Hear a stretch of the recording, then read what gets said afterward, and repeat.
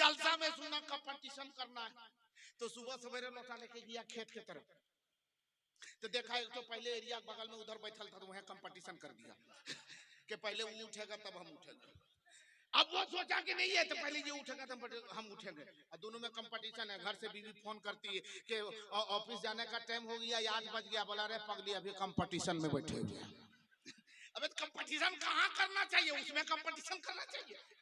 जहाँ कंपटीशन करना है वहां कर, जहाँ नहीं करना है वहां मत कर। थोड़ी देर मेरी गुफ्तगू होगी, 5-7 मिनट और बर्दाश्त कर लीजिए। ऐसा नहीं कि मौलवी ऐसे बोलते बोलते बहुत देर तक बोलता ही रहेगा। वैसे एक आदमी गया था बकरी बेचने के लिए, बकरी बेचने बाजार में, कहा ये बकरी है, कोई खरीदेगा, बकरी बेच रहा हूँ। एक साहब खरीदने के लिए आया, बोला कितनी कीमत है, बोला 500।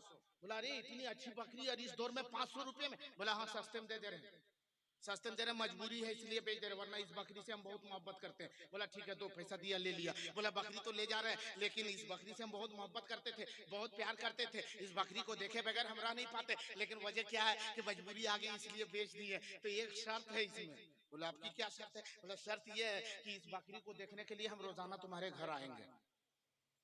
बोला मेरा घर यहाँ से 20 किलोमीटर दूर है। बोला तो क्या हुआ, हम आएंगे। तो सोचा खरीदने वाला कि 20 किलोमीटर रोज आएगा जाएगा, 2 दिन आएगा जाएगा, थक जाएगा, खत्म हो जाएगा। बोला ठीक है आइए।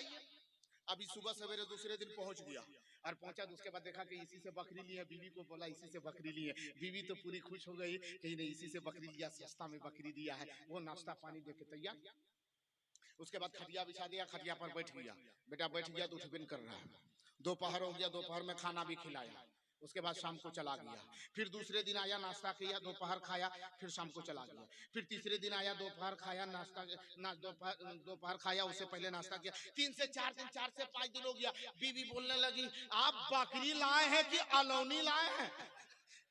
ये रोज रोज आता है, रोज रोज खाना पकाना है। इसी तरीके से कहीं 2-4 महीना आया तो इस तरह के 6 बकरी का यही खा जाएगा।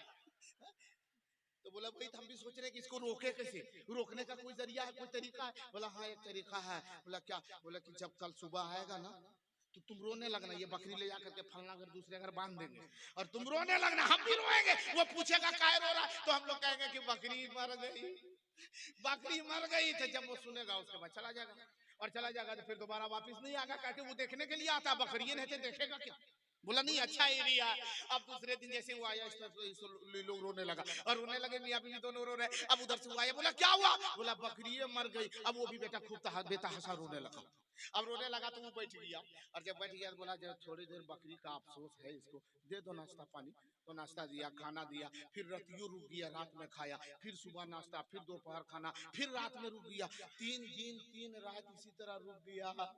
तो बोला कि अब बकरी यहाँ है ये नहीं है तो आप कायल हैं, आप चल जाइए। बोला नहीं बकरी से हम बड़ी मोहब्बत करते थे, इसलिए सोच ले 40वां करिए जाएंगे। समझ रहे, 40वां करिए जाएंगे। कोई कोई चालाक होता है, ये मत सोचिएगा कि मौलवी ऐसे करते करते फजर करिए जाएगा। बस 5-10 मिनट और सुनेंगे, सुनने के लिए तैयार है? अब मैं शुरू हो जाऊं। अल्लाह वाले होते क्या है और दर्श देते क्या है, अब सुनो अल्लाह वालों को। पावर भी देखना है, सब्र भी देखना है, और अल्लाह वालों को अल्लाह ने कितनी कुव्वत दी, बुलंदियां दी है वो भी देखना है। कोई कोई कहता है ये पीर है, फलना वो पीर है, तो पीर है कोई करामत दिखेबे नहीं करता। पूछो हमारे मुकद्दस उलमा से, करामत दिखाने का नाम पीर नहीं है, बुजुर्ग नहीं है कि वो करामत ही दिखावे। अरे करामत तो उनका एक अंगुली के इशारा हो जावे तो न जाने वो क्या से क्या हो सकता है। अल्लाह के वलियों में अल्लाह ने इतने पावर दिया है। लेकिन एक बात सुनो, अल्लाह के वलियों की बात आ गई है, 2-4 मिनट सुनने के लिए तैयार है तो पूरा मजमा एक मर्तबा बोले या रसूल अल्लाह, और जोर से बोले या रसूल अल्लाह। और ये जलसा जो इन लोगों ने सजाया है, माशाल्लाह माशाल्लाह, इन नौजवानों ने, बुजुर्गों ने जो जलसा सजाया है, बहुत खर्चा किया है। अल्लाह सबकी कमाई में बरकतें अता फरमा दे। बहुत खर्चा किया है, किस लिए? कि हम एक अल्लाह के महबूब बंदे से हम मोहब्बत कर रहे हैं। बोलो सुभान अल्लाह। अच्छा अल्लाह वालों से मोहब्बत करते कि नहीं? वलियों से मोहब्बत है? अरे बोलो वलियों से मोहब्बत है? जितने लोगों को वलियों से मोहब्बत है एक मर्तबा और बोले या रसूल अल्लाह। अब वलियों से कितनी मोहब्बत है, जिसको जिसको वली से मोहब्बत होती है उसके रोंगटे रोंगटे से एक आवाज निकलती है, और जिसे हम और आप सुन नहीं पाते, और रोंगटे से आवाज क्या निकलती मालूम है? वो कहते हैं रोंगटे से आवाज निकलती है, सदाएं बुलंद होती है, और वो सदा की वो गूंज क्या होती है कि तसव्वुर में शहीरे मदीना बसा है, तसव्वुर में शहीरे मदीना बसा है, अभी रहमतों में नहाए हुए हैं, तसव्वुर में शहीरे मदीना बसा है, अभी रहमतों में नहाए हुए हैं, कि तसव्वुर में शकीरे या रसूल अल्लाह, तसव्वुर में शकीरे मदीना बसा है, अभी रहमतों में नहाए हुए हैं, कि मोहम्मद मोहम्मद जुबां पर है जारे, मोहम्मद मोहम्मद जुबां पर है जारी, मोहम्मद पे सब कुछ लुटाए हुए हैं, मोहम्मद मोहम्मद जुबां पर है जारी, कुछ लुटाए हुए हैं।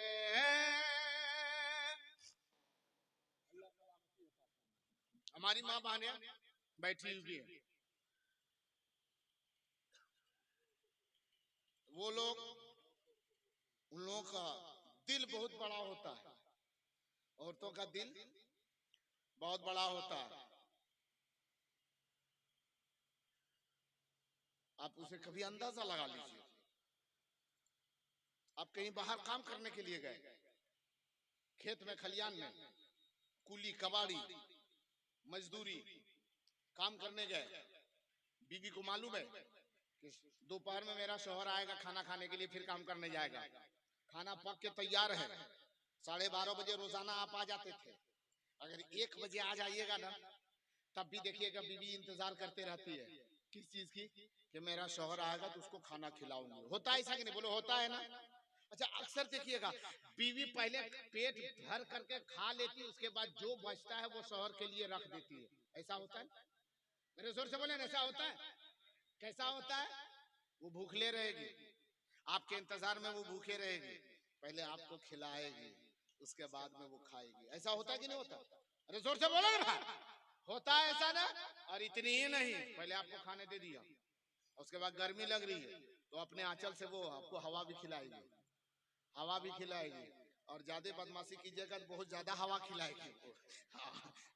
लेकिन पहले मोहब्बत की हवा खिलाती, हवा खिलाएगी, हाँ खाइए आराम से खाइए, वो हवा खिलाएगी, और उसके बाद आराम से आप खाए, खाते ही खाते खाते खाते आधी प्लेट का खाना आपने खाया, आधी प्लेट चावल, उसमें थोड़ा सा चावल उसमें बच गया, वो प्लेट को खिसका देती है, बोलो खिसकाती है कि नहीं? खिसका देता है वो शौहर, खिसका देता है, ले जाओ इतने ही खाएंगे। अच्छा ईमानदारी से बताइए, जो चावल उसमें बच गया है वो बीवी उठा करके उसे नाली में गटर में फेंक देती है, कि उसी में थोड़ा चावल और मिला के खा जाती है? जोर से बोलिए ना, उसी में और मिला के खा जाती है ना? कितनी मोहब्बत करती है, आपके जूठे को खा जाती है, देखिए कितना बड़ा दिल है।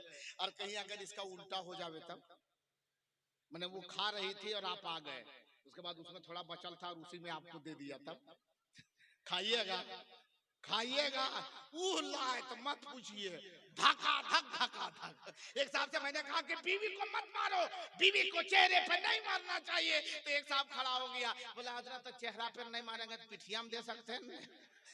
अच्छी बात है, अरे बीवी को मारो मत, बीवी मारने की चीज नहीं है, हाँ उसे मत मारो। जानते एक अल्लाह का वली है सैयदना अबुल हसन खिरखानी, हुजूर इजाजत तो सैयदना अबुल हसन खिरखानी रहमतुल्लाह ताला अलैह, हजरत अल्लामा मुस्तकीम साहब की बस इजाजत 2 मिनट में इसे सुन लीजिए, क्योंकि मैं बहुत जल्दी में हूँ, क्योंकि हजरत की गुफ्तगू होनी है, और इनकी जो है वो नूरी जुबान से अभी जो फूल झड़ने वाले हैं उसे हम और आप लूटने वाले हैं, बोले सुभान अल्लाह।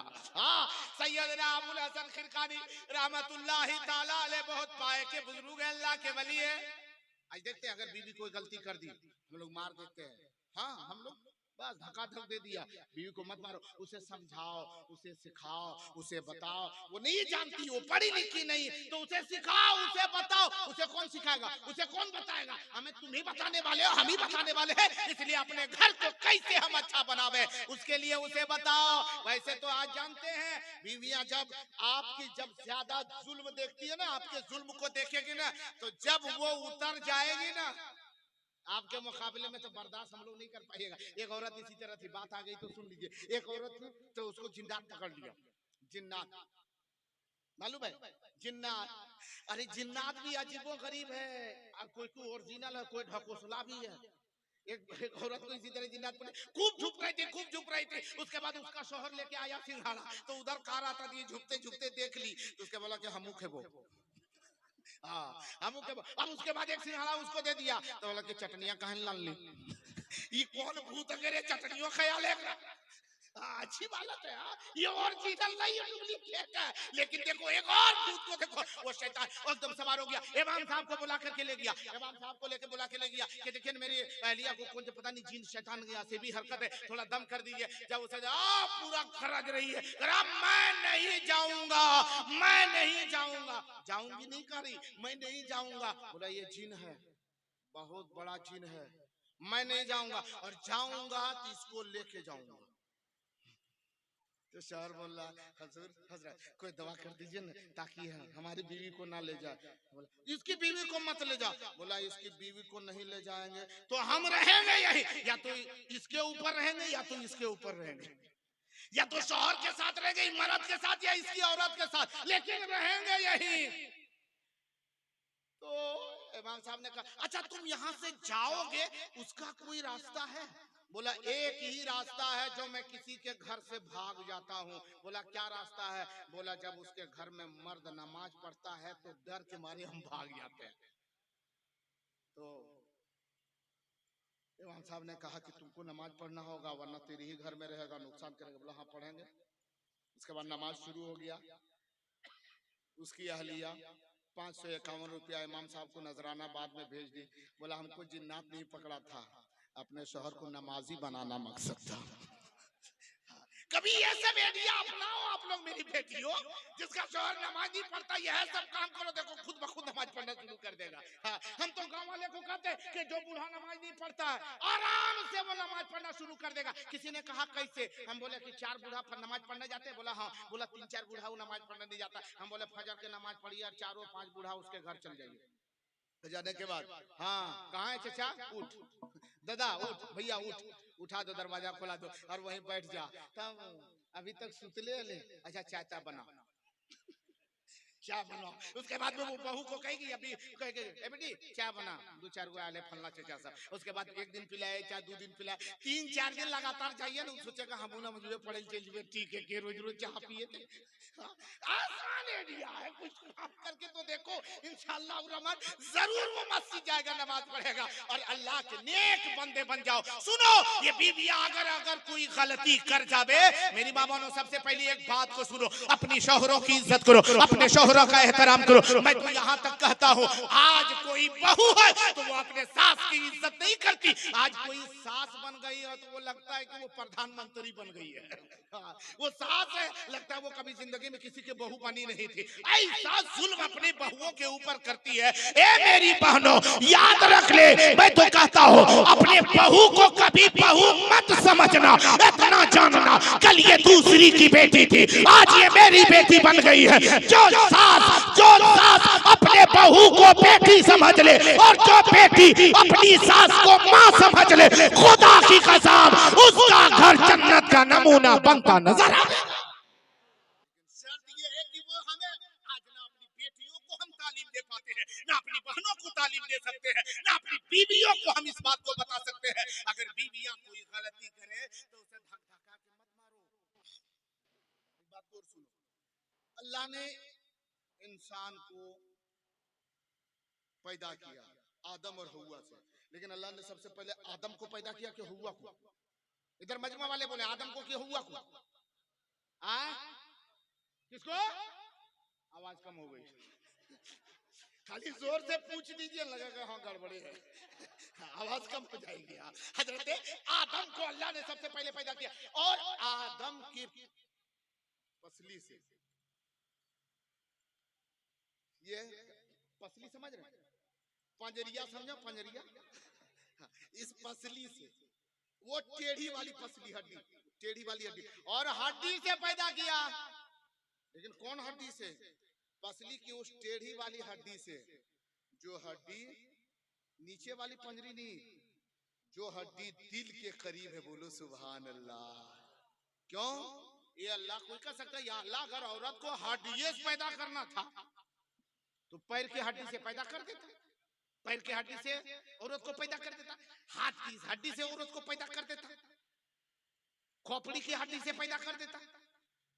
या अल्लाह तूने इस जगह की हड्डी जो दिल के करीब है, वो टेढ़ी वाली हड्डी, इस हड्डी के करीब से औरत को क्यों पैदा किया मालूम है? क्योंकि अगर पैर की हड्डी से पैदा कर देता है, आज का शौहर अपनी बीवी को कहता तुर्की औकात तो लतिया वाला है कि 4-5 लाख उसको दे ही देता, क्योंकि तुम यहाँ से पैदा हुई है। लात से तो लतियाए जाओ, हाथ से तो हथियाए जाओ। नहीं, आका फरमाते हैं औरत को अल्लाह ने पैदा किया, उस हड्डी से पैदा किया जो हड्डी दिल के करीब है। यानी इशारा इस तरफ है, ए लोगों, औरत लतियाने के काबिल नहीं, औरत थपड़ियाने के काबिल नहीं, औरत तो दिल से लगाने के काबिल है। क्योंकि औरत अगर बेटी की सूरत में हो तो उस बेटी को भी दिल में रखो। औरत अगर बहन की सूरत में है तो औरत वो बहन की सूरत में है तो बहन को भी दिल के करीब रखो। औरत अगर माँ की शक्ल में है उसे दिल के करीब रखो, और औरत अगर बीवी की शक्ल में है तो उसे भी दिल के करीब रखो। सैयदना अबुल हसन किरकानी की बात आ रही थी, 2 मिनट और सुन लीजिए। उधर वाले सो तो नहीं रहे? अरे सो रहे हैं क्या? थोड़ा एक मरतबा हाथ उठा के बोले या रसूल अल्लाह। जितने लोग जाग रहे हैं बोले या रसूल अल्लाह। माशाल्लाह माशाल्लाह, अल्लाह सबको सलामती अता फरमाए। सैयदना अबुल हसन किरकानी रहमतुल्लाह ताला ने बहुत पाए के बुजुर्ग, अल्लाह के वली, पावरफुल वली। कुछ उनके चाहने वाले मानने वाले देखा कि इस रास्ते से हम गुजर रहे हैं तो बगल में वो उस मोहल्ले में सैयदना सैयदी सरकार अबुल हसन किरकानी का घर है। तो चले चल करके मुलाकात कर ले, चले चल के मुलाकात कर ले। तो ये 4 नौजवान थे, चला गया और घर गया तो दरवाजा बंद है। तो दरवाजा खटखटाया तो अंदर से निस्वानी आवाज आई, परदेसी औरत की आवाज आई। कौन? बोला कि हम लोग फला जगह से आए हुए हैं, इधर से गुजर रहे थे तो सोचे कि पीर साहब से मुलाकात कर ले। तो वो औरत क्या बोलती? पीर साहब से? कौन पीर साहब से मुलाकात करेगा? बोला वही पीर साहब जिनका घर है। बोला ये किसी पीर उर का घर नहीं है, यहाँ कोई पीर नहीं रहता। बोला कैसी बात आप कर रहे हैं अंदर से? ये हमारे पीर साहब का है, सैयदी सरकार अबुल हसन किरकानी का मकान है। ये मेरे पीर साहब है, मेरे बुजुर्ग है, उनसे मुसाफा करना, फैज लेना। बोला यहाँ कोई पीर उर नहीं है, निकल जाओ। ये लोग सोचने लगा हम लोग गलत जगह पर तो नहीं आ गए? कहा नहीं, यही तो मकान है। बोला अच्छा ये बताइए, अच्छा अबुल हसन किरकानी किधर गए? तो बोले हाँ ऐसे बोलो, पीर साहब मत बोलो, ऐसे बोलो। अब सुनो, जंगल की तरफ गए हैं लकड़ी काटने के लिए, और उनका काम क्या था मालूम है? हाय हाय हाय हाय, अल्लाह के वलियों का पावर देखो, इतने बड़े वली लेकिन काम क्या है? जंगल जाते, लकड़ी काटते और उसे ला करके बेच देते, गांव में ला करके लोगों को, जरूरतमंदों को जलाने के लिए बेच देते, लोग खरीद लेते और उस पैसे के 2 भाग में बांटते।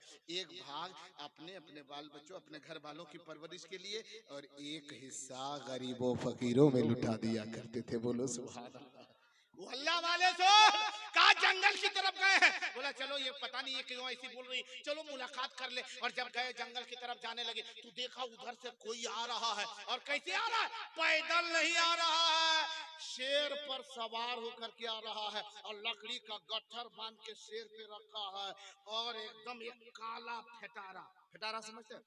करेता साहब समझते? करेता साहब एकदम काला सांप हाथ में लिए है और उसी को कोड़ा बनाए हुए है और शेर को तड़ा तड़ दे रहे, चल इधर चल इधर चल, और शेर को जिधर कर रहा उधर घूम रहा। शेर पर बैठा, बाघ पर बैठा है, जंगल के बादशाह शेर पर बैठा है और लकड़ी भी लादे हुए है और सांप का कोड़ा बना के आ रहे। और जब देखा कि कौन बुजुर्ग आ रहे, करीब आया तो देखा कि यही तो सैयदी सरकार अबुल हसन खिलकानी है। बोला हुजूर हुजूर ये क्या हो रहा, आपका इतना बड़ा मर्तबा, लेकिन घर में हम लोग कुछ और सुन रहे थे। बोला घर गया था क्या? बोला हाँ गए थे सरकार, लेकिन हम लोगों का दिल दुख गया। बोला क्या हुआ? बोला हुजूर गए थे, लेकिन अंदर से एक औरत थी, वो बोल रही थी कौन पीर साहब से मिलने आया है, वो कोई पीर उर नहीं है। और हुजूर आपको इतना पावर है कि कोई सांप को छू नहीं सकता, आप उसका कोड़ा बनाए हुए, कोई शेर के करीब जा नहीं सकता और शेर पर आप बैठ के आ रहे, इतना पावर है, फिर भी वो नहीं मान रही। वो कौन है? तो सैयदी सरकार अबुल हसन खिलकानी मुस्कुराते, अल्लाह के वली मुस्कुराते हैं और फरमाते हैं सुनो सुनो, आज जो मैं शेर पर सवारी कर रहा हूँ, सांप को अपना रस्सी जैसे डंडा बनाए हुए हूँ, कोड़ा बनाए हुए हूँ, बस उसी की वजह से अल्लाह ने हमें ये मकाम अता किया है। सोचने लगे वो औरत कौन है? बोला वो मेरी बीवी है। वो बीवी है, फिर भी आपको ऐसा कहते कि वो फिर नहीं इज्जत नहीं करती। बोला यही तो बात है, वो हमारी इज्जत बहुत कम करती है, लेकिन हम सब्र करते हैं। तो अल्लाह ने फरमाया ए मेरे बंदे, तू उसकी जुल्म के ऊपर जो तू सब्र कर रहा है, इसी सब्र की बुनियाद पर यकीनन अगर तेरी बीवी तेरी इज्जत नहीं करती, लेकिन मैं तुझे वो मखलूक, वो मैं अपना महबूब बंदा बनाता हूँ कि दुनिया के जिस चीज की तरफ इशारा कर दे, सारी चीजें तेरी इज्जत करती हुई, सारी चीजें तेरी इज्जत करेगी। तो आज इनकी वजह से सब्र कर रहे थे, ये मकाम है। ठीक मुसाफा सफा हुआ, वो लोग चले गए, लेकिन इनको जलाल आ गया। अब सुनिए, उसको जगाइए, गमछा वाले सो रहे हैं। हाँ, जो सो रहा है उसकी आंख खुल गई तो वही पीछे पलट के देख रहा है कि हमरा नहीं कहते। नहीं नहीं ठीक है ठीक, सोइएगा नहीं, थोड़ी देर इधर तवज्जो रखिए। हाँ, अब क्या उनको जलाल आया, और जलाल आया तो वो हवा में उड़ गए, और जब हवा में उड़े तो अपने घर के आंगन के तरफ से उड़ते उड़ते गए। तो उनकी बीवी घर के आंगन में थी, तो अचानक देख ली, फौरन खुश हो गई। बोला हाँ ये देखो अल्लाह का वली है, वली इसको कहते हैं, बुजुर्ग इसको कहते हैं, पीर इसको कहते हैं। देखो ये हवा में उड़ रहा है, ऐसा पीर है, और हमारा घर वाला पीर बना हुआ है। आज आने दो उसको, आज आने दो उसको, बताएंगे कि पीर कैसा होता है। कुछ दूर गए, जलाल कम हुआ, नीचे आए और घर आए तो बीवी कहती है आ गए, बहुत पीर बनते बुजुर्ग बनते। आज मैंने बुजुर्ग को देखा है, वली को देखा। बोला कहाँ देखे? बोला आज हवा में उड़ रहा था। बोला गलत बोल रही। बोला कसम खा के कहती हूँ, मैं अपने आंखों से मैं देखी हूँ कि वो हवा में उड़ रहा था। अरे क्या वली है, क्या अंदाज है हवा में उड़ने का, जिस तरह परिंदा उड़ता था ऐसे वो अल्लाह का वली उड़ रहा था। बोला सच बोल रही? एकदम सच बोल रही। बोला नहीं फिर से बोलो, सच बोल रही। बोला तुम तो जबरदस्ती बोल रहे हो। अरे मैं तो देख के बता रही हूँ कि एकदम अल्लाह का वली था। क्या वली है, वली उसको कहते हैं। तो सोचे ये कि अब तो बीवी मान गई। तो बोला पगली वो कोई और नहीं था, वो मैं ही था जो आसमान में उड़ रहा था। तब बीवी क्या बोली मालूम है? इसीलिए टेढ़े टेढ़े उड़ रहा था। फिर भी आइब निकाल दिया, फिर भी आइब निकाल दिया, क्योंकि उसके पास अक्ल कम है। तो अक्ल कम है, आपके पास अक्ल ज्यादा है, क्योंकि अल्लाह कुरान में फरमाता अर्रिजालु कव्वामूना अलन निसा, मर्द हाकिम है, मर्द हाकिम है, हुकूमत करने वाला है। वो हाकिम नहीं, वो रियाया है। कम से कम उसके ऊपर हमको कम अकल है तो अकल देना तेरा काम है, सिखाना तेरा काम है। लेकिन मेरी बहन बेटियों, अपने शौहरों को इज्जत करो। बुजुर्गान दीन की जुबानी आप भी सुनी होगी और मैंने भी सुना, मैंने पढ़ा है कि माँ बाप के कदमों के नीचे जन्नत है, माँ जन्नत है तो बाप जन्नत का दरवाजा है। लेकिन मेरी बेटियों, मेरी बहनों, तुम्हारी जन्नत कहाँ है? आका फरमाते जिसका शौहर नाराज हो और नाराजगी की आलम में वो औरत की मौत आ जावे तो वो औरत जहन्नम में जाएगी। हे मेरी माँ बहनों, कभी अपने शौहरों की नाशुक्री ना करना।